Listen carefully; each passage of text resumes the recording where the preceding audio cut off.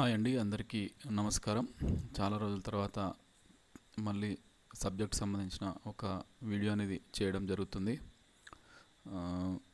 ఇందులో మనము తెలంగాణ మాసపత్రిక జూలై నెలకు సంబంధించిన దాని గురించి ముఖ్యమైన అంశాలు చూసే ప్రయత్నం చేద్దాం. జూలైకి సంబంధించింది, దీనికి సంబంధించిన పీడిఎఫ్ విత్ హైలైటెడ్ పాయింట్స్ ఏవైతే ముఖ్యాంశాలు అవుతుంటాయో వాటిని హైలైట్ చేయడం జరిగింది. ఈ పీడిఎఫ్ మన యాప్లో కానీ లేదంటే మన వెబ్సైట్లో అప్లోడ్ చేయడం జరుగుతుంది. మీరు ఒకసారి చూసి డౌన్లోడ్ చేసుకునే ప్రయత్నం అయితే చేయండి. సో దానికన్నా ముందు మనము ఆగస్టు 15 రోజున ఏదైతే వెబ్సైట్ మనం లాంచ్ చేయడం జరిగిందో దాని గురించి ఒకసారి చూసే ప్రయత్నం చేద్దాం.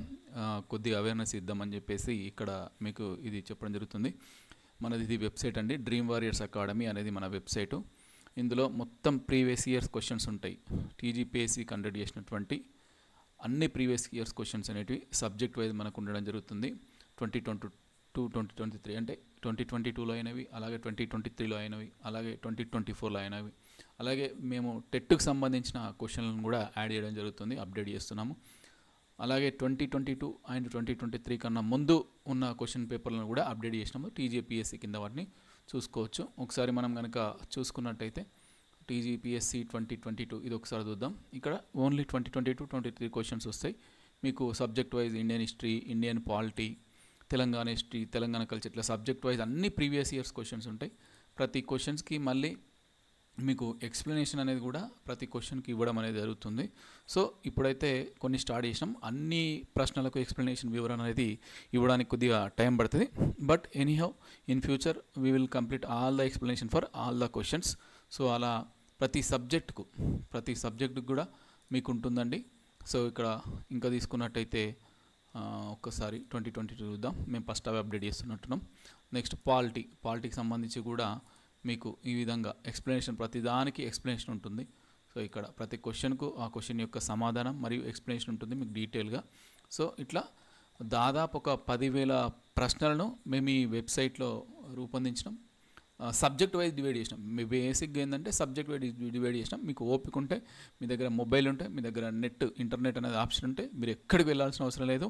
ఇండియన్ హిస్టరీ, పాలిటీ, చరిత్ర, సంస్కృతి, ఉద్యమ చరిత్ర, Indian economy, everything, general science, everything, economy, Telangana economy, పర్యావరణం, అన్నిటి కూడా మేము మ్యాక్సిమం గ్యాదర్ చేసి ప్రయత్నం చేసినాం. సబ్జెక్ట్ వైజ్ ఇచ్చినాము. సో ఇది ఒకసారి యూజ్ చేసుకునే ప్రయత్నం చేయండి. సో ఇక మన అసలైనటువంటి టాపిక్ వస్తే, సో ఇక్కడ మనం జూలై తెలంగాణ సంబంధించిన మాసపత్రికి సంబంధించిన ముఖ్యాంశాలను చూసే ప్రయత్నం చేసాం. చాలా తక్కువ అంశాలు అయితే ఉన్నాయి, మనకి ఇక్కడ పెద్ద ఇబ్బంది పడాల్సిన అవసరం లేదు. సో ఒకసారి అయితే అవి చూసే ప్రయత్నం అయితే చేద్దాం. సో ఇక్కడ వీళ్ళు ఫస్ట్ పేజీలో మాత్రం వీళ్ళు రుణమాఫీకి సంబంధించిన డీటెయిల్స్ సంబంధించిన దాన్ని మొదటి పేజీలో వాళ్ళు హైలైట్ చేయడం జరిగింది. సో ఈ రుణమాఫీకి 2018 డిసెంబర్ 12 నుండి 2023 డిసెంబర్ 9 వరకు ఉన్న రుణాలను మాత్రమే వీళ్ళు వర్తింపజేశారు రుణమాఫీకి సంబంధించి. ఓకేనా. సో 2018 డిసెంబర్ 12 నుండి 2023 డిసెంబర్ మధ్యలో ఏది ప్రియారిటీ ఇవ్వాలి, ఎట్లా ఇవ్వాలి అనేది కూడా ఎక్స్ప్లెయిన్ చేస్తా. ఓకేనా. సో నెక్స్ట్ అలాగే రైతు బంధు స్థానంలో కొత్తగా తీసుకొస్తున్న రైతు భరోసా పథకం కింద పగడ్బందీగా అమలు చేయడానికి ఉప ముఖ్యమంత్రి బట్టి విక్రమార్క నేతృత్వంలో మంత్రివర్గ ఉపసంఘాన్ని కూడా నియమించారు. ఇక్కడనేమో రుణమాఫీకి సంబంధించి ఏ తేదీల మధ్య ఉన్న రుణాలను మాఫీ చేస్తారు అనేది ఒక డేటు. అట్లనే రైతు బంధు స్థానంలో రైతు భరోసా తీసుకొస్తారు. దానికి సంబంధించిన విధి విధానాల కోసం ఎవరి అధ్యక్షతన మనకు మంత్రివర్గ ఉపసంఘం వేశారంటే బట్టి విక్రమార్క గారు. ఓకేనా. అలాగే రైతుల కోసం ఇంకా ఏం చేస్తారంటే వచ్చే సీజన్ నుంచి సన్న వడ్లకు 500 రూపాయల బోనస్ ఇస్తామని కూడా ఇప్పటికే ప్రకటించడం జరిగింది. సో నెక్స్ట్ వచ్చేసి ఇంకా గతంలో కాంగ్రెస్ ప్రభుత్వము ఈ రైతుల కోసం ఏమేమి సంస్కరణలు తీసుకొచ్చింది అనేది కూడా ఇక్కడ రాయడం జరిగింది. వ్యవసాయానికి 24 గంటల నిరంతరాయ మరియు నాణ్యమైన విద్యుత్ కావచ్చు. గతంలో ఉచిత విద్యుత్ పథకాన్ని ప్రారంభించింది కూడా కాంగ్రెస్ ప్రభుత్వం అని చెప్పేసి ఇక్కడ వీళ్ళు రాసేవాళ్ళు తెలుపుతున్నారు. ఇక మనకు జనరల్గా వస్తే రుణమాఫీ ఒకటి, మహిళా శక్తి క్యాంటీన్లు ఒకటి, మల్లేపల్లిలో ఏటీసీ అంటే అడ్వాన్స్ టెక్నాలజీ సెంటర్, ఈ రుణమాఫీ మీద, మహిళా శక్తి క్యాంటీన్లు, ఈ ATC, this is top priority topics. ఈ మూడింటి నుంచి డెఫినెట్గా మనకు క్వశ్చన్లు అనేది ఎక్స్పెక్ట్ చేయొచ్చు. ఓకేనా. సో వాటిని కూడా ఇన్ డీటెయిల్గా లోపల చూద్దాం. ఓకేనా. సో ఫస్ట్ అయితే RRR దక్షిణ భాగాన్ని జాతీయ రహదారిగా ప్రకటించండి. మనలో ఈ జూన్ మంత్ కన్నా నెలలో, ఇది జూలైది కాబట్టి మేబీ వాళ్ళు జూన్ మంత్లో ఢిల్లీ విజిట్ చేసినప్పుడు మంత్రులు కానీ ముఖ్యమంత్రులు కానీ అక్కడ కేంద్ర ప్రభుత్వానికి ఏమేమి వినతి పత్రాలు ఇచ్చారో దానికి సంబంధించిన మ్యాటర్ చాలా చోట్ల రాశారు. మనకు వచ్చినట్టు చూసుకుంటూ అక్కడ ఎగ్జామినేషన్లో ఎట్లా క్వశ్చన్లు అడుగుతానేది కూడా మనం ఇక్కడ ఎక్స్ప్లెయిన్ చేసే ప్రయత్నం అయితే చేస్తా. ప్రాంతీయ రింగ్ రోడ్ దక్షిణ భాగాన్ని జాతీయ రహదారిగా ప్రకటించాలని చెప్పారు. అంటే ప్రాంతీయ రింగ్ రోడ్ అనేది 2 భాగాలు ఉంటుంది, ఒకటి ఉత్తర భాగం, ఒకటి దక్షిణ భాగం. ఆల్రెడీ ఉత్తర భాగాన్ని జాతీయ రహదారిగా ప్రకటించారు. సో ఇక దక్షిణ భాగం మిగిలింది కాబట్టి దాన్ని జాతీయ రహదారిగా ప్రకటించాలని చెప్పేసి వినతి పత్రం ఇచ్చారు కేంద్రంలో. ఓకేనా, ఎవరికి? జాతీయ రహదారుల శాఖ మంత్రి నితిన్ గడ్కరీ గారికి ఇవ్వడం జరిగింది. ఓకేనా, అయితే మనకు ఉత్తర భాగం ఏదైనా వస్తుంటే సంగారెడ్డి నుంచి నర్సాపూర్, తూఫ్రాన్, గజ్వెల్, జయదేవ్పూర్, భువనగిరి, చౌటప్పలెం అనేది ఉత్తర భాగం, దాదాపు 158 కిలోమీటర్లు ఉంటుంది. ఆల్రెడీ ఇది జాతీయ రహదారిగా ప్రకటించారు. ఓకేనా, మనకి ఇక మిగిలింది దక్షిణాది ఆమన్గల్, షాద్నగర్, సంగారెడ్డి దాదాపు 180 కిలోమీటర్లు. ఇది అక్కడక్కడ 185, 189 కిలోమీటర్లు ఉంటుంది. సో 180+ అని గుర్తుపెట్టుకునే ప్రయత్నం చేయండి. దక్షిణ భాగం యొక్క పొడవు 180+ కిలోమీటర్లు, ఉత్తర భాగం యొక్క పొడవు 158. ఓకేనా, సో అలాగే ఇంకేమేమి రిక్వెస్ట్లు ఇచ్చారు? ఇక్కడ ఆల్రెడీ ఉత్తర భాగం జాతీయ రహదారిగా ప్రకటించారు కాబట్టి దక్షిణ భాగాన్ని కూడా ప్రకటించమన్నారు. అలాగే ఈ హైదరాబాద్ నుంచి వలిగొండ, తొర్రూరు, నెల్లికుదురు, మహబూబాబాద్, ఇల్లెందు, కొత్తగూడెం వరకు జాతీయ రహదారిగా ప్రకటించారని, దానికి సంబంధించిన పనులు చేపట్టాలని చెప్పేసి ఇక్కడ గుర్తు చేస్తారు. కాకపోతే ఇక్కడ ప్రియారిటీ ఇవ్వాల్సింది RRR దక్షిణ భాగం, RRR అంటే రీజనల్ రింగ్ రోడ్, ఉత్తర భాగం సంబంధించిన డీటెయిల్స్. ఓకేనా, నెక్స్ట్ స్లైడ్కి వెళ్దాం. సో ఒకేసారి 2 లక్షల రూపాయల యొక్క రైతు రుణమాఫీకి సంబంధించి రాష్ట్ర క్యాబినెట్ అనేది ఆమోదం తెలిపింది. దాని గురించి ఇక్కడ చెప్తారు. సో దీనికి కట్ ఆఫ్ డేట్ చెప్పేసాం, 2018 డిసెంబర్ 12 నుంచి 2023 డిసెంబర్ 9 వరకు కట్ ఆఫ్. ఓకేనా, సో నెక్స్ట్ వచ్చేసి అలాగే దీనికోసము ఇది ఎట్లా అమలు చేయాలని, యాక్చువల్గా మనం ఇప్పుడు సెప్టెంబర్ నడుస్తుంది, ఆ మొత్తం రుణమాఫీ కూడా అయిపోయింది. కాకుంటే ఏంటంటే కొద్దిగా నా పర్సనల్ పనుల వల్ల కానీ, లేదా మాకు ఫ్రీ వెబ్సైట్ ఏవైతుందో 10,000 ప్రశ్నలకు సంబంధించిన వర్క్ కానీ, ఇతరత్ర కారణాల వల్ల నేను కొద్దిగా టైం లేకపోవడం వల్ల ఈ ఎక్స్ప్లెనేషన్ అనేది కొద్దిగా లేట్ అవుతుంది. కొద్దిగా అర్థం చేసుకుంటారని భావిస్తున్నాను. సో ఇక దీనికి సంబంధించి ఈ రైతు భరోసా, అలాగే రైతు భరోసా పథకానికి సంబంధించి ఆల్రెడీ ఫస్ట్ పేజ్లో చెప్పినాం కదా, రైతు భరోసా పథకం ఎట్లా అమలు చేయాలని సంబంధించి మల్లు భట్టి విక్రమార్క నేతృత్వంలో, ఉప ముఖ్యమంత్రి గారి నేతృత్వంలో మనకు రైతు భరోసా మీద మంత్రివర్గ ఉపసంఘం వేశారు. అల్ల సభ్యులు ఎవరు అనేది కూడా మనకు ప్రియారిటీ ఇవ్వాలి.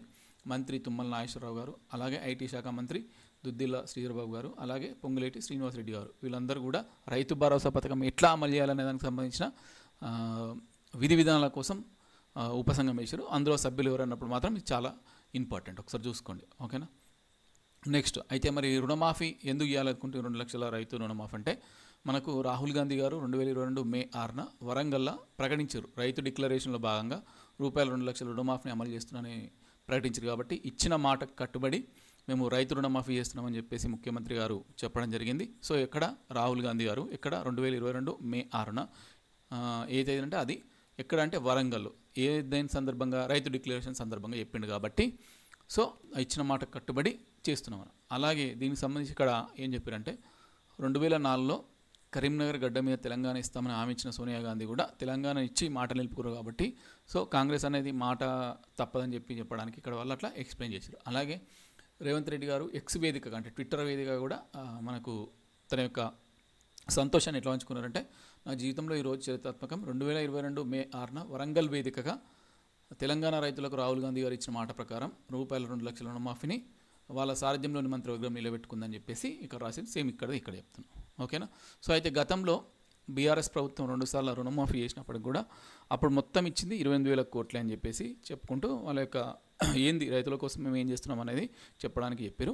సో ఇక్కడ మనకి ఏంది కట్ ఆఫ్ డేట్ ఏంది, ఏ సభలో ఇచ్చిన హామీ ప్రకారము అట్లా అదొక్కటి గుర్తుపెట్టుకుంటే సరిపోతుంది. సో నెక్స్ట్ చూద్దాం.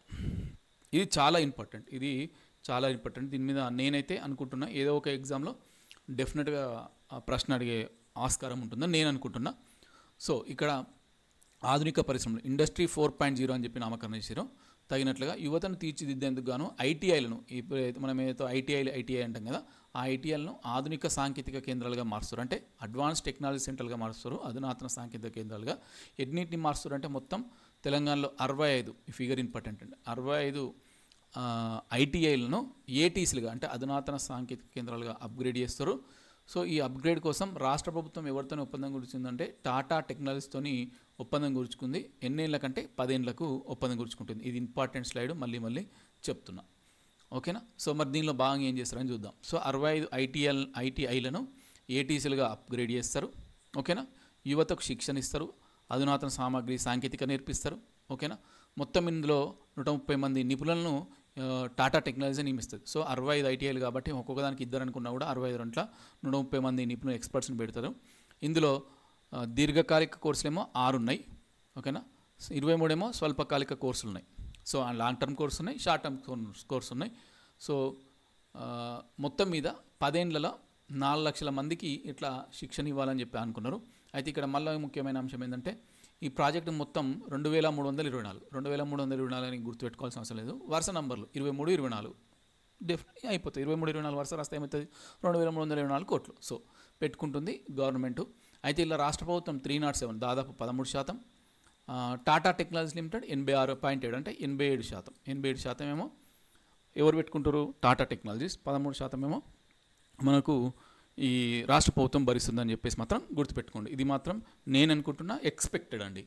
ఓకేనా. సో మళ్ళీ ఒకసారి బ్రీఫ్గా చెప్తా. 65 ఐటీఐలు, టాటా టెక్నాలజీస్, 10 ఏళ్లకు ఒప్పందం. ఓకేనా. 2324 కోట్ల ఖర్చు, రాష్ట్ర ప్రభుత్వం 13%, టీటీఎల్ వాటా 87%, 10 ఏళ్లలో 4 లక్షల మందికి శిక్షణ ఇవ్వాలి. ఓకేనా. అయితే ఇదంతా కూడా ఎక్కడ అంటే హైదరాబాద్లోని మల్లేపల్లి ఐటీఐలో ఏటీసీలకు శంకుస్థాపన సందర్భంగా ఇదంతా చెప్తున్నాను అనమాట. ఓకేనా. సో ఈ ఏటీసీలకు అంటే ఐటీఐలను అధునాతన సాంకేతిక కేంద్రాలుగా మార్చే ప్రోగ్రామ్కు ఎక్కడ శంకుస్థాపన చేశారంటే హైదరాబాద్లోని మల్లేపల్లి ఐటీఐలు. ఇది కూడా గుర్తుపెట్టుకునే ప్రయత్నం చేయండి. సో ఇదంతా కూడా అక్కడ ఉన్నదే. సో గవర్నమెంట్ యొక్క ఉద్దేశం ఏంటంటే మధ్య దిగువతరగతి కుటుంబాల నుంచి వచ్చే విద్యార్థులకు శిక్షణ ఇప్పించి వారికి ఉపాధి కల్పించడమే తమ బాధ్యతని, అలాగే దీనికి సంబంధించిన శాఖ మాత్రం సీఎం దగ్గరనే ఉంటుంది, ప్రతి నెలా పర్యవేక్షిస్తానని చెప్పడం కూడా జరిగిందనమాట. సో ఇందులో ఆ డీటెయిల్స్ మళ్ళీ ఇక్కడ కొద్దిగా డీటెయిల్గా రాసుకుంటూ వచ్చారు. నెక్స్ట్ చూద్దాం. సో విద్యపై ఖర్చు భవిష్యత్తుకు పెట్టుబడి. విద్యపై ఖర్చు చేస్తే అది ఎక్స్పెండిచర్ కింద కాదు, ఇన్వెస్ట్మెంట్ కింద అని చెప్పేసి సీఎం గారు ఈ రాష్ట్రంలోని ప్రభుత్వ పాఠశాలలో చదివే వాళ్ళకు 10 జీపీ వచ్చింది, 10/10 వచ్చిన వాళ్ళకు 230 మందికి వందే మాతరం ఫౌండేషన్ సందర్భంగా పురస్కారాలను అందజేసినప్పుడు కొద్దిగా చదువు గురించి మాట్లాడు, ఏమేమి విషయాలు మాట్లాడినా మనం అండర్లైన్ చేసి చూద్దాం. సో ప్రభుత్వ పాఠశాల నిర్వహణ బాధ్యతలను గత ప్రభుత్వానికి భిన్నంగా మహిళా సంఘాలకు అప్పగించింది, మన అందరికీ తెలిసిందే. అలాగే ఈ విద్య కోసం, వ్యవసాయం కోసం ప్రత్యేకంగా కమిషన్లు ఇస్తున్నాము. తమ ప్రభుత్వానికి ఎలాంటి భేషజాలు లేవని, ఎవరు సలహాలు సూచనలు ఇచ్చినా స్వీకరించేందుకు సిద్ధంగా ఉన్నామని. ఇది గవర్నమెంట్ యొక్క మోస్ట్ ప్రిఫరబుల్ ఏజెండా. అంటే ఏది వేసినా కూడా మేము 4 గోడల మధ్య కూర్చొని నిర్ణయం తీసుకోము. ఏదున్నా కమిటీ వేస్తాం, ఆ కమిటీ విధి విధానాలను రూపొందిస్తుంది, మళ్ళీ దాన్ని ప్రజల్లోకి తీసుకెళ్తాం, వాటి మీద అభిప్రాయాలు సేకరిస్తాం, అన్నీ క్రోడీకరించి నిర్ణయం తీసుకొని దాన్ని వెలువరిస్తామని చెప్పేసి ఈ గవర్నమెంట్ యొక్క టాప్ ప్రియారిటీ, ఒక ప్రిఫరబుల్ ఏజెండా. అంటే ఒక గవర్నమెంట్ని అర్థం చేసుకోవాలంటే వాళ్ళు ఎట్లా ముందుకు వెళ్తున్నారు అనేది తెలుసుకోవాలి, కాబట్టి దాని గురించి ఇక్కడ చెప్తున్నా. ఓకేనా. నెక్స్ట్ వచ్చేసి 2.70 లక్షల ఇండ్లకు మంజూరు చేయమని చెప్పేసి కేంద్ర గృహ నిర్మాణ శాఖ మంత్రి మనోహర్ లాల్ ఖట్టర్ గారికి ముఖ్యమంత్రి రేవంత్ రెడ్డి గారు వినతి పత్రం సమర్పించారు. అయితే ఎప్పుడంటే ఈ 2024-25 ఆర్థిక సంవత్సరంలో బిఎల్సి మోడల్లో తెలంగాణకు 2.70 లక్షల ఇళ్ళు మంజూరు చేయాలని చెప్పేసి కోరారు. అయితే మన ప్రభుత్వం ఏమంటుందంటే నిరుపేదలకు వారి సొంత తలాల్లో 25 లక్షల ఇళ్ళు నిర్మించాలని రాష్ట్ర ప్రభుత్వం నిర్ణయించిందట. ఓకేనా. సో ఆ 25 లక్షల ఇళ్లలో 15 లక్షల ఇళ్ళు పట్టణాభివృద్ధి సంస్థలు అంటే పట్టణాల్లోనే వస్తాయి. సో దీనికి సంబంధించి ప్రధానమంత్రి ఆవాస్ యోజన PAAY, ప్రధానమంత్రి ఆవాస్ యోజన యు అంటే అర్బన్ కింద ప్రభుత్వం ప్రతిష్టాత్మకంగా తీసుకున్నందున ఈ 2024-25 సంవత్సరానికి ఈ పథకం కింద కేంద్రము మాకు కనీసం ఒక 2.70 లక్షల ఇళ్లను మంజూరు చేయాలని చెప్పేసి వినతి పత్రం ఇవ్వడం అనేది జరిగింది. గతంలో వాళ్ళు ఎన్ని ఇళ్ళు మంజూరు చేశారు, ఎన్ని నిధులు ఇచ్చారు, ఇంకెంత బాకీ ఉంది, అవి కూడా మీళ్ళని కూడా ఇవ్వమని చెప్పేసి అంటారు. అలాగే స్మార్ట్ సిటీ మిషన్ కింద మన దగ్గర 2 నగరాలు సెలెక్ట్ అయిన అందరూ తెలిసినాయి, వరంగల్, కరీంనగర్. దానికి సంబంధించిన గడువు పెంచమన్నారు, గడువు కూడా పెంచారు. ఎందుకంటే ఇది మనం లేట్ చెప్తున్నాం, జూలై కరెంట్ అఫైర్స్. సో అట్లా. నెక్స్ట్ వచ్చేసి పంచాయతీ భవనాలకు కూడా నిధులు ఇవ్వని చెప్పేసి తెలంగాణ రాష్ట్ర పంచాయతీరాజ్ గ్రామీణాభివృద్ధి మహిళా శిశు సంక్షేమ శాఖల మంత్రి డాక్టర్ ధనసరి అనసూయ సీతక్క గారు ఢిల్లీలోని కృషి భవన్లో రాజీవ్ రంజన్ సింగ్తోని భేటీ అయ్యి మన దగ్గర పంచాయతీ భవనాలు లేవు అని చెప్పేసి అన్నారు. చూద్దాం ఎన్ని ఉన్నాయి ఎన్ని లేవని. సో మొత్తం 32 జిల్లాలు, 32 అంటే తెలంగాణ 33 కాదు అనుకోకరి, 32 అంటే ఈ యొక్క గ్రామీణ మండలాలు ఉన్నటువంటి జిల్లాలు 33, హైదరాబాద్లో గ్రామీణ మండలాలు లేవు కదా అట్లా. సో 32 జిల్లాలోని 769 గ్రామ పంచాయతీ ఉండగా 6,176 గ్రామ పంచాయతీలకు మాత్రం శాశ్వత భవనాలు లేవు అన్నట్టు. ఓకే, అంటే దాదాపు సగం పంచాయతీలకు శాశ్వత భవనాలు లేవు. సో వాటికి దేని కింద నిధులు ఇవ్వాలంటే రాష్ట్రీయ గ్రామ్ స్వరాజ్ అభియాన్ కింద ఒక్కో భవనానికి 25 లక్షల చొప్పున మొత్తం ఒక 1,144 కోట్లు విడుదల చేయమని చెప్పేసి కోరడం జరిగింది. సో ముఖ్యంగా మనం ఇక్కడ గుర్తుపెట్టుకోవాల్సింది ఇక్కడ ఈ పాయింట్ ఆఫ్ వ్యూలో ఎన్ని గ్రామ పంచాయతీలు ఉన్నాయి, ఎన్నిటికి భవనాలు లేవు, సో దానికి దేని కింద నిధులు ఇస్తారని చెప్పేసి ఒకటి గుర్తుపెట్టుకోండి. అలాగే మనకు ఢిల్లీలో తెలంగాణ ప్రభుత్వ ప్రత్యేక ప్రతినిధిగా ఏపీజీ చంద్రరెడ్డి గారిని నియమించారు, ఆయన బాధ్యతలు స్వీకరించారు అనుకుంటా. సో దానికి సంబంధించిన స్లైడ్ ఇది. నెక్స్ట్ వచ్చేసి ఇది చూద్దాం. దశాబ్ది బోనాల ఉత్సవాల పేరిట రాష్ట్ర ప్రభుత్వం ఈసారి బోనాల జాతరను ఘనంగా నిర్వహించింది. దీని దేవాదాయ ధర్మాదాయ శాఖ మంత్రి అయినటువంటి కొండా సురేఖ, ఇక్కడ మీకు చెప్పేది ఏంటంటే కొండా సురేఖ గారి యొక్క మంత్రిత్వ శాఖలు కానీ, ధనసరి అనసూయ సీతక్క గారి యొక్క మంత్రిత్వ శాఖలు కానీ కన్ఫ్యూజ్ కాకండి, ఎవరిది శాఖ అనేది మంచిగా పర్టికులర్గా గుర్తుపెట్టుకునే ప్రయత్నం చేయండి. ఓకేనా. అయితే ఈసారి బోనాల జాతర ఎప్పటి నుంచి ఇప్పటిదాకంటే జూలై 7 నుంచి జూలై 29 వరకు ఓకేనా జరిగిందనమాట. ఓకేనా. నెక్స్ట్ ఇక్కడ ఒకసారి చూడండి, ఇక్కడ నుంచి మనకు కల్చర్లో ఏ రకంగా బిట్ అడగవచ్చు అనేది చెప్తా. మొత్తం 28 దేవాలయాల్లో ప్రభుత్వం తరపున పట్టు వస్త్రాలు సమర్పిస్తారు. ఈ జాతర సందర్భంగా 28 దేవాలయాలు ప్రభుత్వం తరపున పట్టు వస్త్రాలు సమర్పిస్తారు. అయితే ఇందులో ఓన్లీ 9 దేవాలయాలకు మాత్రం మంత్రులు సమర్పిస్తారు పట్టు వస్త్రాలు. మిగిలిన 19 దేవాలయాల్లో దేవాదాయకు సంబంధించిన ఉన్నతాధికారులు ఎవరైనా ఉంటే, ప్రజాప్రతినిధులు ఇంకెవరైనా ఉంటే వాళ్ళు పట్టు వస్త్రాలు సమర్పిస్తారు. అయితే ఈ 9 ఇంపార్టెంట్, అవి ఎక్కడెక్కడ ఉన్నాయి అనేది మనకు లొకేషన్, ఆ టెంపుల్ అడిగే అవకాశం ఉంటే ఒకసారి చూద్దాం. ఇందులో కొన్ని మనకు తెలిసినవి ఉన్నాయి, కాకపోతే మిగిలిన ఏందనేది చూద్దాం. గోల్కొండలోని శ్రీ జగదాంబిక అమ్మవారి ఆలయం. ఓకేనా. నెక్స్ట్ సికింద్రాబాద్లోని ఉజ్జయిని మహంకాళి ఆలయం. నెక్స్ట్ పాత బస్తీలోని లాల్ దర్వాజ్లోని శ్రీ సింహవాహిని మహంకాళి ఆలయం. అలాగే మీరాలం మండిలోని మహంకాళి సహిత మహాకాళేశ్వర స్వామి ఆలయం. రేపు పొద్దున అడుగుతాడు మహంకాళి సహిత మహాకాళేశ్వర ఆలయం ఎక్కడుందంటే మీరాలయం మండి. ఓకేనా. అలాగే అక్కన్న మాదన్న టెంపుల్ షాలిబండ, భాగ్యలక్ష్మి దేవాలయం చార్మినార్, అలాగే దర్బార్ మైసమ్మ ఆలయం కార్వాన్. ఓకేనా. నెక్స్ట్ సబ్జీ మండిలోని నల్లపోచమ్మ ఆలయం, చిలకలగూడలోని కట్టమైసమ్మ ఆలయం. సో ఇట్లా ఒక 4-5 ఇందులో టాప్ ఉన్నాయి, చూసుకోండి ఎక్కడ ఏ లొకేషన్ అని చెప్పేసి ఆ రకంగా క్వశ్చన్ అడగవచ్చు. ఇక మరి బోనాల సందర్భంగా మనకు రంగం కార్యక్రమం జరుగుతుంది, అందరికీ తెలిసిందే. సో జూలై 21న సికింద్రాబాద్లో ఉజ్జయిని మహంకాళి అమ్మవారికి బోనాలు సమర్పించినాక, సో బోనాలు సమర్పించిన నెక్స్ట్ డే రంగం ఉంటుంది కాబట్టి 21 నాడు బోనాలు సమర్పించారు. సో జూలై 22 నాడు రంగం కార్యక్రమం అనేది మనం నిర్వహించడం జరుగుతుంది. ఇక ఎట్లా ముగుస్తుందంటే బోనాల తంతు అనేది జూలై 29న శ్రీ అక్కన్న మాదన్న దేవాలయం నందు అంబారిపై ఊరేగింపు ఉత్సవం, అనంతరం ఘటముల ఊరేగింపు నిమజ్జనంతో బోనాల జాతర ముగిస్తుంది. అంతా మనం కల్చర్లో నేర్చుకుంటాం, నో ఇష్యూ. అయితే ఈ ముఖ్యమంత్రి చైర్మన్గా ఈ బోనాలకు సంబంధించిన ఉత్సవ కమిటీ అనేది ఏర్పాటైంది. సో ఈ బోనాల నిర్వాహకు గవర్నమెంట్ దాదాపు 20 కోట్లను కూడా రిలీజ్ చేసింది. సో చైర్మన్ ఆధ్వర్యంలో రాష్ట్ర స్థాయి ఉత్సవ కమిటీ అనేది ఏర్పాటు చేయడం జరిగింది. అందులో ఎవరెవరు సభ్యులు ఉన్నారు అనేది ఇక్కడ మనం చూడవచ్చు. నెక్స్ట్ అత్యవసర పరిస్థితుల్లో తక్షణం, ఇది కమాండ్ కంట్రోల్ సెంటర్ సంబంధించి ఇక్కడ అవసరం లేదు. ఇది ఒక్కసారి చూద్దాం. గతంలో కూడా దీనికి సంబంధించిన రిక్వెస్ట్ ఇచ్చారు. రక్షణ శాఖ భూములు అనేది మన రాష్ట్ర ప్రభుత్వానికి అప్పచెప్తే మేము రహదారుల విస్తరణ అభివృద్ధి పనులు చేసుకుంటామని చెప్తారు. అది ఎక్కడే చూద్దాం.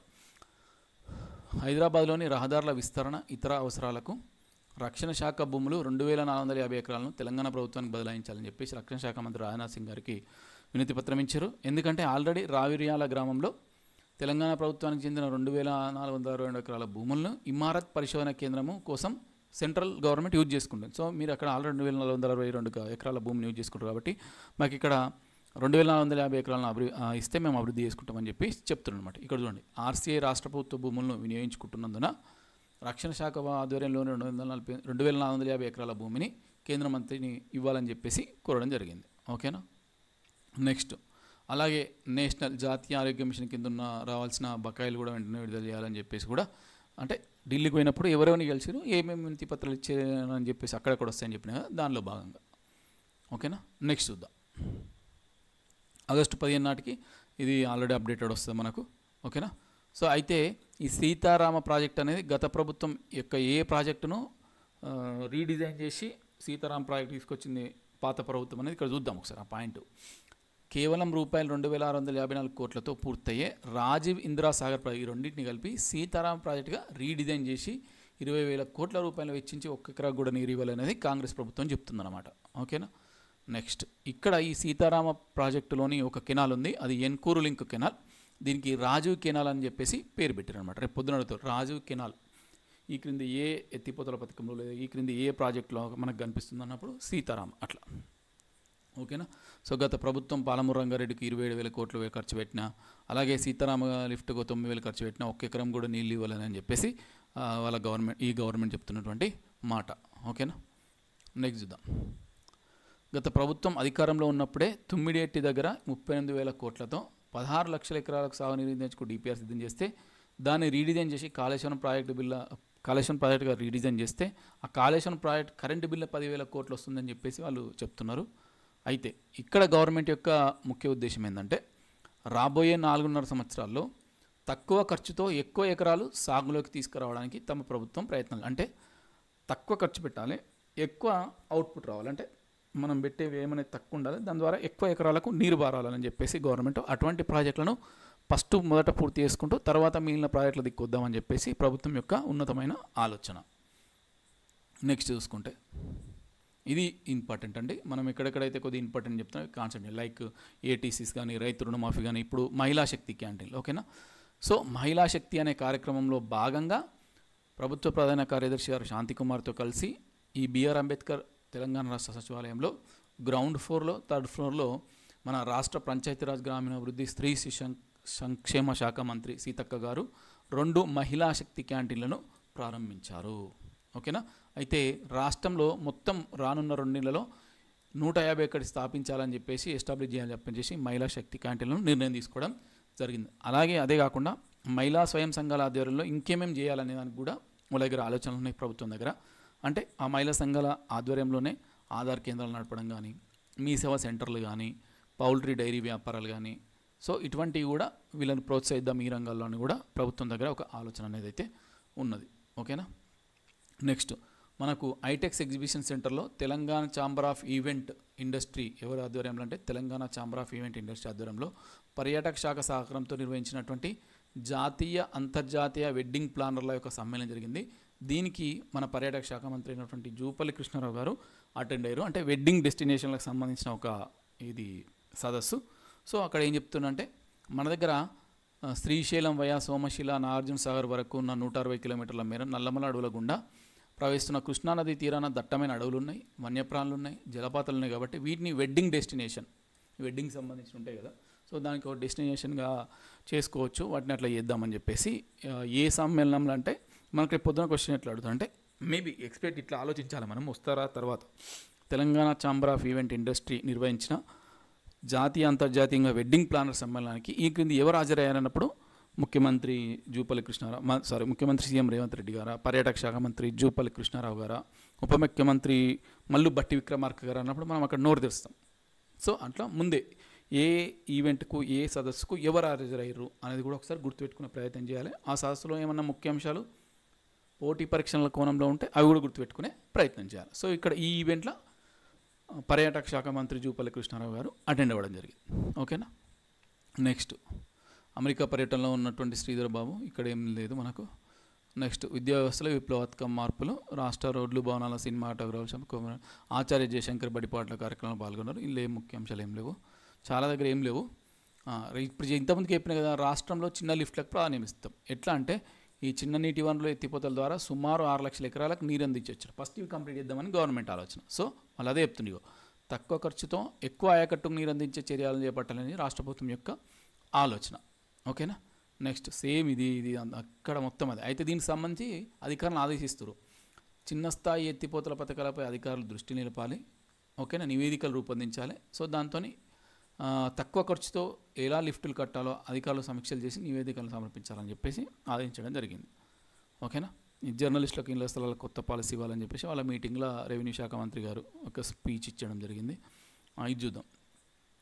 వాషింగ్టన్లో ఐటీ మంత్రి శ్రీధర్ బాబు గారు ఎక్కడ అటెండ్ అయ్యారంటే global Telangana association, global Telangana association వారు నిర్వహించిన మీట్ అండ్ గ్రీట్ కార్యక్రమానికి ఎవరు అటెండ్ అయ్యారంటే శ్రీధర్ బాబు. ఇక్కడ క్వశ్చన్ అడుగుతారు, అమెరికా పర్యటనలో భాగంగా గ్లోబల్ తెలంగాణ అసోసియేషన్ వాషింగ్టన్ వారు నిర్వహించిన సమావేశానికి క్రింది ఎవరు హాజరైనప్పుడు మంత్రి శ్రీధర్ బాబు గారు. సో అక్కడ ఒక ఒప్పందం కూడా జరిగింది. ఆ పర్యటనలో భాగంగా పెద్దపల్లి జిల్లాలో ₹1,000 కోట్లతో కోకోకోలా మ్యానుఫ్యాక్చరింగ్ యూనిట్ని ఏర్పాటు చేసేందుకు ఒప్పందం కూర్చుకున్నారు. రేపు పొద్దున అడుగుతారు, ₹1,000 కోట్లతో కోకోకోలా మ్యానుఫ్యాక్చరింగ్ కంపెనీ అనేది ఈ ఎక్కడ వస్తుందంటే హైదరాబాద్, కరీంనగర్ ఇట్లా అన్నప్పుడు మనం పెద్దపల్లి అని చెప్పేసి గుర్తుపెట్టుకోవాలి. నెక్స్ట్ చూద్దాం. మనకు ధరణి పోర్టల్ కానీ ఇవన్నిటికీ రెవెన్యూ ప్రక్షాళనకు సర్కార్ చర్యలు ఇస్తుంది కదా. సో ఆ కమిటీ సభ్యులతోని సునీల్ కుమార్ కావచ్చు, కోదండ రెడ్డి గారు కావచ్చు, వీళ్ళతోని రెవెన్యూ శాఖ మంత్రి గారు చర్చలు జరపడానికి సంబంధించిన రాశారు. అది ఇక్కడ ఏమంత పెద్ద అవసరం లేదు, అండర్లైన్ చేసిన. ఇది ఇంపార్టెంట్ అండి. ఆరోగ్య తెలంగాణ లక్ష్యంగా ముందడుగు. అయితే రాష్ట్ర ప్రభుత్వము అందరికీ టెస్టులు చేద్దామని అనుకుంటుంది. ఒక మొబైల్ ల్యాబ్స్ ద్వారా అందరికీ ఆరోగ్య పరీక్షలు నిర్వహిస్తాం అనుకుంటుంది. దానికి సంబంధించిన సమాచారం చూసే ప్రయత్నం చేద్దాం. రాష్ట్రంలోని 26 నుంచి 70 ఏళ్ల వయసున్న అందరికీ వైద్య పరీక్షలు నిర్వహించాలనుకుంటుంది. ఇందుకోసం అవసరమైన వైద్య పరీక్షలతో కూడిన మొబైల్ ల్యాబ్స్ చురుగా సిద్ధం చేస్తుంది. అయితే దీన్ని ఏ కార్యక్రమం కింద అమలు చేస్తారంటే జాతీయ ఆరోగ్య మిషన్ కార్యక్రమంలో భాగంగా దీన్ని అమలు చేస్తారు. ఈ కార్యక్రమానికి కేంద్రం 60%, రాష్ట్ర సర్కార్ 40% నిధులు సమకూర్చనుంది. ఓకేనా. ఎవరెవరికి ఏ టెస్టులు చేస్తారని చెప్పేసి డీటెయిల్గా రాశారు. సో అవన్నీ టెస్టు మనకి ఇక్కడ అవసరం లేదు కాబట్టి చెప్పట్లేదు. ఓకేనా. కాకపోతే అందరికీ ఆరోగ్య పరీక్షలు మొబైల్ ల్యాబ్ ద్వారా జాతీయ ఆరోగ్య మిషన్ కార్యక్రమంలో భాగంగా కేంద్రం యొక్క వాటా 60%, రాష్ట్రం యొక్క వాటా 40%. బ్రీఫ్గా. ఓకేనా. అలాగే రోడ్డు ప్రమాద బాధితులకు ప్రైవేట్ హాస్పిటల్లో 1,00,000 వరకు ఉచిత చికిత్స. ఇది కూడా వాళ్ళకి ఆలోచన ఉంది రాష్ట్ర ప్రభుత్వానికి. ఎట్లా అంటే రోడ్డు ప్రమాద ఘటనలో బాధితులకు ప్రైవేట్ ఆసుపత్రుల్లో 1,00,000 రూపాయల వరకు ఉచితంగా వైద్యం అందించే పథకాన్ని తీసుకురావాలని భావిస్తుంది. అంటే రేపు పొద్దున అప్కమింగ్ స్కీమ్ అనమాట. సో ఎందుకంటే ఎప్పుడైనా యాక్సిడెంట్ అయినాక ఒక మొదటి ఏదైతే గంట సమయం ఉంటుందో దాన్ని గోల్డెన్ అవర్ అంటాం. ఆ గోల్డెన్ అవర్లో పైసలు పెట్టలేక చికిత్స పొందను లేని వాళ్ళు చాలామంది ఉంటారు కాబట్టి సో వాళ్ళకు ఒక 1,00,000 రూపాయల వరకు సహాయం అందిస్తే వాళ్ళు బతికే అవకాశం ఉంటుంది. కాబట్టి దానికోసం ఆ గోల్డెన్ అవర్లో అంటే ఆ ప్రైవేట్ ఆసుపత్రుల్లో 1,00,000 రూపాయల వరకు ఉచితంగా వైద్యం అందించే స్కీమ్ను తీసుకురావాలని అనుకుంటారు. నెక్స్ట్ వచ్చేసి మనకు ఆయిల్ ఫామ్ గురించి 2023-24 సంవత్సరానికి గాను 59,200 ఎకరాలు కొత్తగా ఆయిల్ పంప్ సాగులోకి తీసుకురావడం జరిగింది. దీనికి సంబంధించిన నిధులు ఎంత ఇచ్చింది గవర్నమెంట్, కేంద్ర గవర్నమెంట్ అని చెప్పి చెప్పడం జరుగుతుంది. ఓకేనా. మనకు మహిళల ఆర్థిక స్వావలంబన లక్ష్యం. ఖమ్మం పర్యటనలో బట్టి విక్రమార్క గారు మహిళలతోని బస్సులో ప్రయాణిస్తూ ముచ్చటించిన దానికి సంబంధించిన రాసిండ్రు. నెక్స్ట్ ఇది ఒక్క చూద్దాం. 119 నియోజకవర్గాల్లో అంబేద్కర్ నాలెడ్జ్ సెంటర్లు ఏర్పాటు చేస్తారు. ఇది ఖమ్మం పర్యటనలో ఒక మీటింగ్లో చెప్పిండు ఉప ముఖ్యమంత్రి గారు. ఏంటంటే చూద్దాం ఒకసారి. త్వరలోనే 119 నియోజకవర్గాల్లో అంబేద్కర్ నాలెడ్జ్ సెంటర్స్, ఈ 4 నోటిది నాలెడ్జ్ అని పడాలి, నాలెడ్జ్ సెంటర్ భవనాలను ఏర్పాటు జరుగుతుంది. ఈ అంబేద్కర్ నాలెడ్జ్ సెంటర్ల ద్వారా నిష్ణాతులైన అధ్యాపకులతో అభ్యర్థులకు ఉచిత కోచింగ్ ఇస్తారు. ఇప్పుడు మనకు బీసీఎస్సీ స్టడీ సర్కిల్ ఎట్లయితే ఉన్నాయో అట్లే 119 నియోజకవర్గాల్లో అంబేద్కర్ నాలెడ్జ్ సెంటర్స్ పెట్టేసి వాటి ద్వారా అభ్యర్థులకు కోచింగ్ ఇస్తామని చెప్పేసి. So what is the main concept of Ambedkar knowledge సెంటర్లు అంటే ఇది అనమాట. ఓకేనా. నెక్స్ట్ సింగరేణులకు సంబంధించిన వాళ్ళ యొక్క వయో పరిమితిని 35 ఏళ్ళ నుంచి డిపెండెంట్లకు ఉంటారు కదా, ఎవరైనా చనిపోతే వాళ్ళ వారసులకు ఇచ్చేటప్పుడు ఆ ఏజ్ పరిమితిని 35 ఏళ్ళ నుంచి 40 ఏళ్ళకు పెంచడం అనేది, దాని ద్వారా కొంతమందికి లబ్ధి జరిగిందన్నది. ఓకేనా. అలాగే మనకు ఇది చాలా ఇంపార్టెంట్ అండి. ఎస్సీ, ఎస్టీ, బీసీ, మైనార్టీ గురుకులాలకు ఒక్కొక్క పాఠశాలను వేర్వేరు చోట్ల కాకుండా అన్నింటి కలిపి ఒకటే దగ్గర అంటే ఇంటిగ్రేటెడ్ రెసిడెన్షియల్ క్యాంపస్ని ఏర్పాటు చేద్దామని చెప్పి గవర్నమెంట్ అనుకుంటుంది. ఇది మండలానికి ఒకటి, నియోజకవర్గానికి ఒకటి అని కన్ఫ్యూజ్ కాకండి. ఇది నియోజకవర్గానికి ఒకటి. ఓకేనా. నియోజకవర్గానికి ఒకటి ఈ ఇంటిగ్రేటెడ్ రెసిడెన్షియల్ క్యాంపస్ని ఏర్పాటు చేయబోతున్నారు. ఎస్సీ, ఎస్టీ, బీసీ, మైనార్టీ గురుకులాలు అన్నీ ఒకటే చోటు ఉంటాయి అన్నమాట. సో ఫస్ట్ అయితే పైలట్ ప్రాజెక్టుగా ముఖ్యమంత్రి రేవంత్ రెడ్డి గారి నియోజకవర్గం కొడంగల్లో, అలాగే ఉప ముఖ్యమంత్రి గారి నియోజకవర్గం మధురలో వీటికి సంబంధించిన నిర్మాణాలు ఫస్ట్ పైలట్ ప్రాజెక్ట్ చేపట్టున్నారు. ఎవరైనా అంతే కదా, ఎవరు అధికారులు ఉంటే వాళ్ళ దగ్గర ఫస్ట్ పైలట్ ఉంటారు ఆటోమేటిక్గా. సో దానికి కాకపోతే దీనికి దాదాపు 20 నుంచి 25 ఎకరాల విస్తీర్ణంలో స్థలం కావాలని చెప్పేసి అంటున్నారు. ఓకేనా. నెక్స్ట్ ఇది పోడు రైతుల గురించి, అక్కడ ఏమి ఇంపార్టెంట్ అంశాలు అనిపించాలి నాకు. ఇది ఆదాయ మార్గాలు అన్వేషించండి, ఇక్కడ కూడా ఏం కనవాలి. ఇది ఒక్కటి చూద్దాం. ఇది చాలా డిఫరెంట్గా ఉంది నాకు, ఎక్కడ మరి పేపర్లో అయితే కనవలేదు, ఇక్కడనే కనబడుతుంది. యునైటెడ్ స్టేట్స్ కాన్సులేట్ జనరల్ ఆధ్వర్యంలో హైదరాబాద్ గచ్చిబౌలిలోని ఓ ప్రైవేట్ హోటల్లో జరిగిన యుఎస్ అంటే అమెరికాకు సంబంధించిన 248వ స్వాతంత్ర దినోత్సవ వేడుకలకు ముఖ్య అతిథిగా ఎవరు హాజరంటే ఉప ముఖ్యమంత్రి గారు హాజరవడం అనేది జరిగింది. ఇది గుర్తుపెట్టుకోండి. సో యుఎస్ 248 అంటే అమెరికా యొక్క 248వ స్వాతంత్ర దినోత్సవ వేడుకలకు ఎవరు ముఖ్య అతిథిగా హాజరేంటంటే బట్టి విక్రమార్క గారు. ఓకేనా. చూడండి. యుఎస్ పోలీసుల గౌరవవందనాన్ని స్వీకరించిన అనంతరం బట్టి విక్రమార్క మల్లు గారు ప్రసరిస్తూ ఈ వేడుకలు తనను ఆహ్వానించిన America consulate general Jennifer Lawrence గారికి ధన్యవాదాలు తెలిపారు. ఇట్లా ఇక్కడ అమెరికాకు తెలంగాణకి ఏం సంబంధం ఉందని చెప్పేసి మాట్లాడారు. కాకపోతే ఇక్కడ చీఫ్ గెస్ట్ ఎవరైనా రేపు పొద్దున అడిగితే ఉప ముఖ్యమంత్రి అని గుర్తుపెట్టుకోండి. నెక్స్ట్ ఇది జిల్లా స్థాయి సమీక్ష సమావేశం, మనకి అవసరం లేదు. ఇది ట్రాన్స్పోర్ట్ సంబంధించిన సమీక్ష సమావేశం, ఇక్కడ కూడా ఏం అవసరం లేదు. ఇది జాబ్ మేళాలు 2, ములుగులో 1, హుస్నాబాద్లో 1, ఇక్కడ కూడా పెద్ద అంశాలు ఏం లేవు. చెప్పిన కదా, మహిళా ఉన్నత లక్ష్యంగా మహిళా శక్తి, దీనిలో భాగంగానే మహిళా క్యాంటీన్లు ఏర్పరుస్తారు. ఆల్రెడీ 2 ఏర్పరిచారు మన సచివాలయంలో, రానున్న 2 నెలలు 151 ఏర్పరుస్తారు. సో అదే ఇక్కడ అట్లనే జిల్లాల్లో మహిళా శక్తి ఫుడ్ పార్కులను ఏర్పాటు చేయాలని కూడా అనుకుంటారు. దానికి సంబంధించి అలాగే డ్రగ్ ఇన్స్పెక్టర్ సంబంధించిన నియామక పత్రాలు ఇచ్చారు వాటికి సంబంధించి. ఓకేనా, డ్రగ్ ఇన్స్పెక్టర్. నెక్స్ట్ ఖమ్మం జిల్లా అభివృద్ధికి సంబంధించి చెప్తున్న గవర్నమెంట్ యొక్క ప్రియారిటీ ఎట్లుంది. మొదటగా 6 నెలల్లో పూర్తి అయ్యి, తర్వాత 7 ఏడాది లోపల పూర్తి అయ్యి, తర్వాత 2 సంవత్సరాల్లో పూర్తి, ఒక ప్రాపర్ వేల ప్రాజెక్టులను పూర్తి చేయాలని చెప్పేసి అనుకుంటారు. ఓకేనా. నెక్స్ట్ ఇక్కడ చూసిరా, మొన్న ఇటీవల వరదలు వచ్చినప్పుడు మున్నీరు నది ఒడ్డున ఖమ్మం దానికి సంబంధించిన నివాసి కాలనీలకు ఏదో ఆర్సీసీ రిటైనింగ్ వాళ్ళు వేస్తురట. సో అట్లా. నెక్స్ట్ ఇది అవసరం లేదు, చాలా తక్కువనే అంశాలు, స్టార్టింగ్లో అవసరమైన. ఇక్కడ చూద్దాం, ఇది ఒకటి ఇంపార్టెంట్. హెల్త్ హబ్గా హైదరాబాద్. అయితే హైదరాబాద్లో ఎక్కడ హెల్త్ హబ్ సిటీని నిర్మించాలనుకుంటారంటే శంషాబాద్ విమానాశ్రయం పరిసరాల్లో 500 నుంచి 1000 ఎకరాల్లో అన్ని సదుపాయాలతో ఈ హబ్ను ఏర్పాటు చేయనున్నారు. ఓకేనా. హెల్త్ టూరిజం హబ్ ఎక్కడంటే శంషాబాద్ ఏరియా. ఓకేనా, అది గుర్తుపెట్టుకోండి. నెక్స్ట్ ట్రైనింగ్ ఐఏఎస్తో మీటింగు, ఇది ఇంపార్టెంట్. చూద్దాం.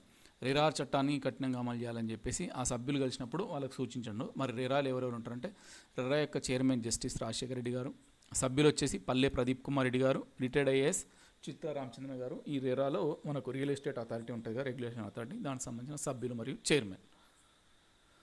ఇది అవసరం లేదు. Blood bank.